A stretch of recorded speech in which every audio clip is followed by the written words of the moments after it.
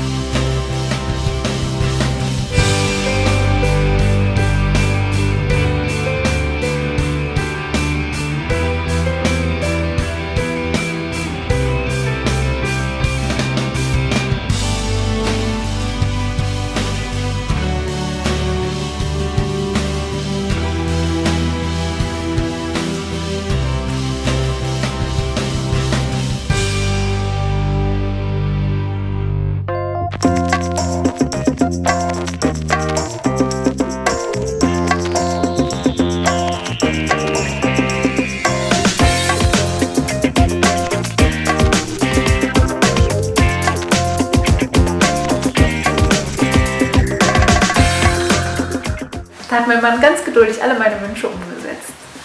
Oder fast alle.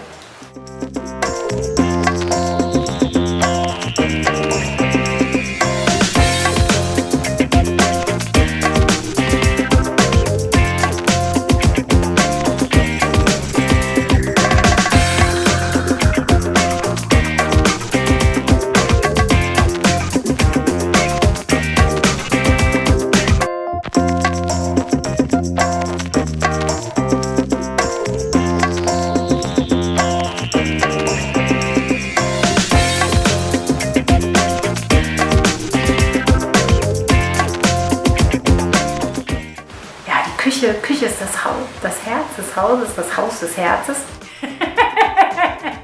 Die Küche ist das Herz des Hauses.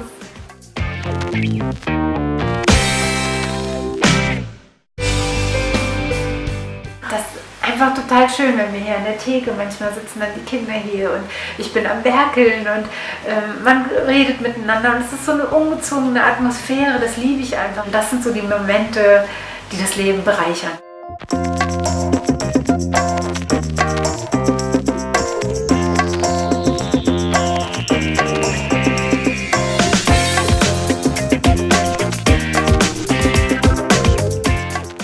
Ich gehöre auch zu den Leuten, die eigentlich fast nie wussten, was sie kochen sollten. Deswegen habe ich mir ein ganz tolles Kochkonzept überlegt. Das ist ganz einfach.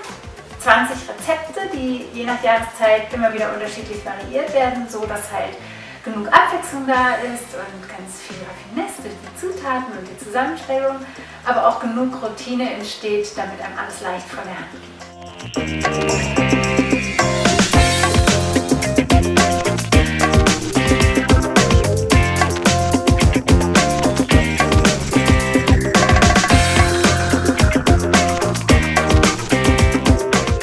Ich mag das ja total gerne, solche Tabellen zu erstellen und sowas zu überlegen. Das war für mich wie ein Sudoku.